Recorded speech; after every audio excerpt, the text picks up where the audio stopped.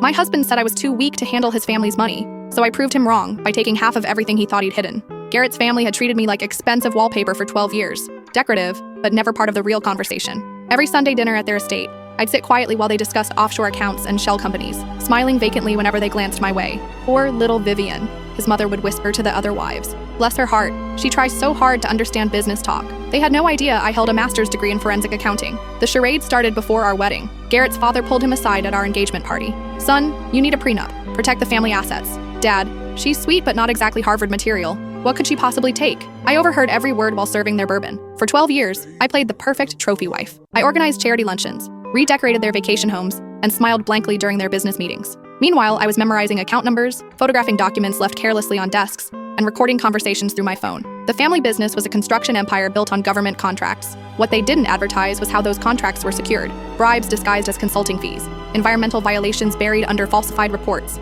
workers paid under minimum wage while executives skimmed millions. I documented everything. The breaking point came last month. Garrett's younger brother died in a motorcycle accident, and suddenly someone needed to organize his financial records for probate. Can't Vivian help? The family lawyer suggested. She handles your household accounts. Garrett actually laughed out loud. My wife, she can barely operate our coffee machine. We'll hire professionals. That night, I brought him his nightcap and kissed his forehead. You're right, darling. I wouldn't want to mess anything up. 3 days later, I filed for divorce. By noon, federal agents were seizing every computer in their offices. The IRS froze 17 accounts across 6 countries. The FBI perp walked Garrett out of his corner office in handcuffs. His mother called me hysterical. How could you destroy our family? We treated you like a daughter. No, I said calmly. You treated me like furniture. Expensive, but ultimately disposable. What do you want? Money?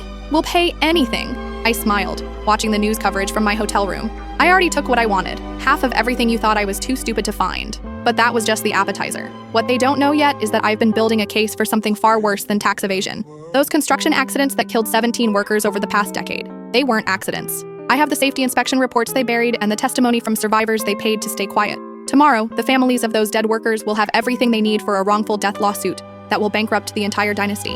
And Garrett still doesn't know about the recording I made of him confessing to his father about covering up those deaths. I couldn't fit what happens next in this short video. Watch the rest down below.